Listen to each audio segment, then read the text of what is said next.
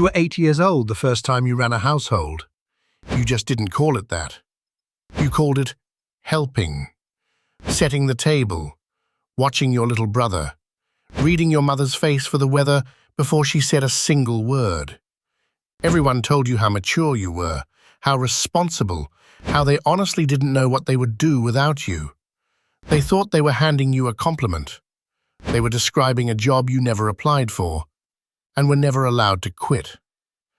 And here is the strangest part. Your body started preparing you for that job before you were even born. In the next few minutes, I'm going to show you exactly how the eldest daughter gets built. First in the womb, with real biology, then nerve by nerve in that house.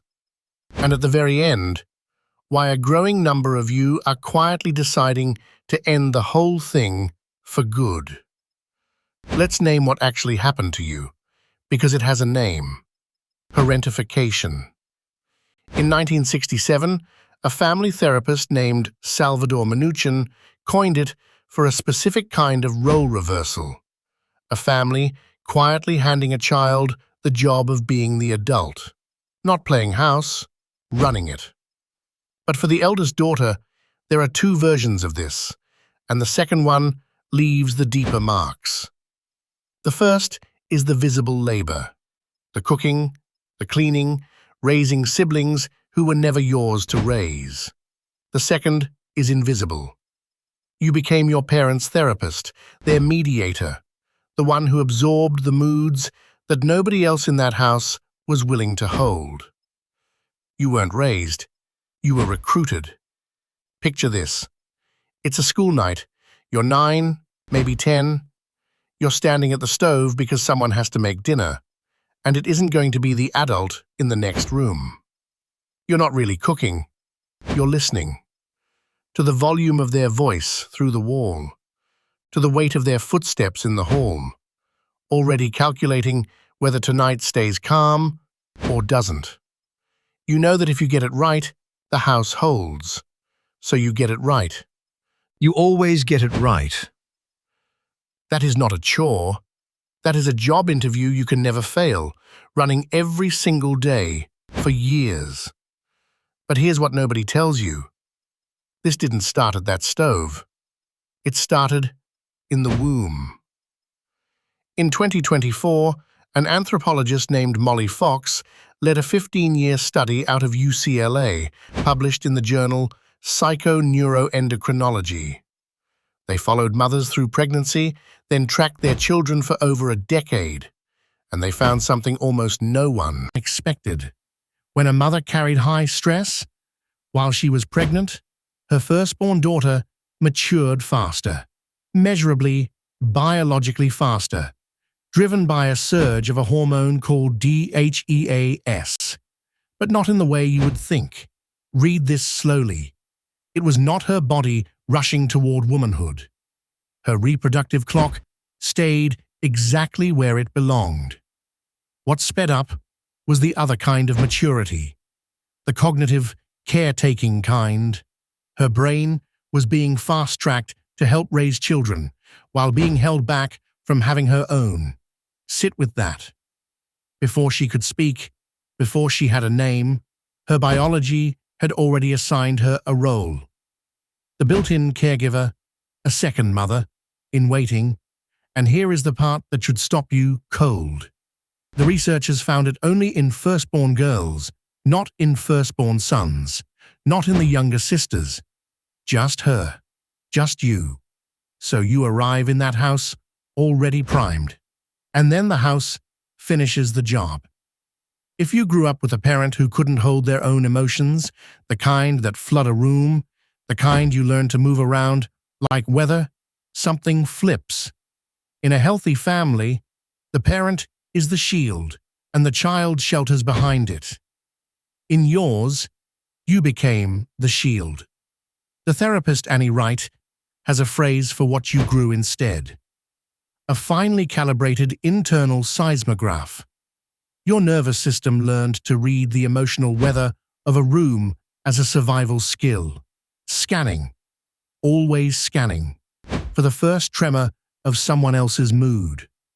Clinicians call this hypervigilance.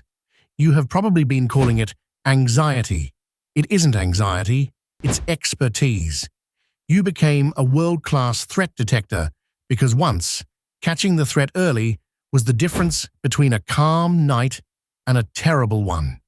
It was made worse if they raised you like a firstborn son, told you to toughen up, to stop crying and hold the family together.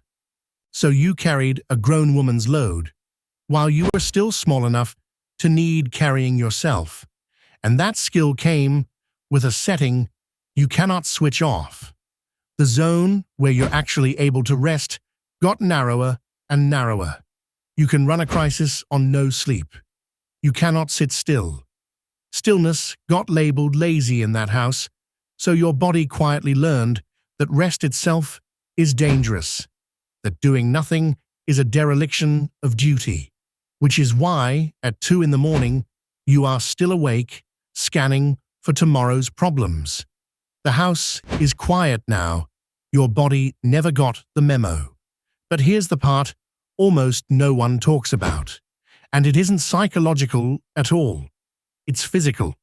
When a nervous system runs in emergency mode for 20 years, the body sends the bill. Women in these forums describe an eldest daughter to autoimmune pipeline. The endless flood of stress hormones slowly turning the immune system against the body it was built to protect. The exhaustion that no amount of sleep can touch. The competence that hides exactly how unwell you actually are. You look fine. You always look fine. That is the whole problem. And it doesn't stay in your body. It walks straight into your relationships.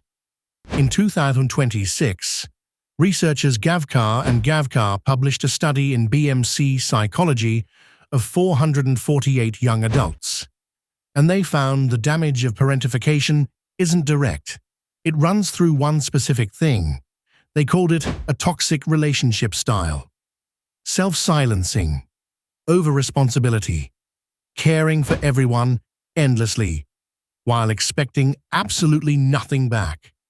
Picture this. You're an adult now. You meet someone new, and within a week, you can name what they need before they can name it themselves. So you give it, all of it. You do the work of 2 people, and you call it love. And then you lie awake, wondering why you feel so alone in a relationship you are holding up entirely by yourself. Read that again. You're not choosing bad people. You are rerunning the only program you were ever handed. Love for you was never simply received. It was earned, performed. A test you had to keep passing. So what do you actually do with all of this? You don't throw away the competence. It's real, it's yours, and it has carried you and probably half the people you love. The work is smaller and stranger than that. It is convincing a nervous system that's been on duty since before you were born that it is finally, genuinely allowed to stand down. It starts the first time you say, "I'm not okay," and don't immediately add, "but I'll handle it." It starts when you let someone help you, and you don't spend the next 3 days repaying them, so the ledger stays even. It starts when you feel the old scanning begin, and instead of obeying it, you tell your body the truth, that this room is not that room, that these people are not those people. The girl who parented everyone around her never once got parented herself. Here is the part that matters most. You are the only one who can finally do that now. Not perform calm, feel it, and survive the strange, almost unbearable discomfort of being the one who is held for once instead of the one who always holds. And if any of this felt like being read out loud, there's a reason a growing number of eldest daughters are looking at motherhood and quietly saying no, not out of coldness, out of memory. They already raised a family once before they were ready, and they will not lose themselves to a second one. The next video is about them. The women choosing to end the cycle instead of repeating it. It's already waiting for you.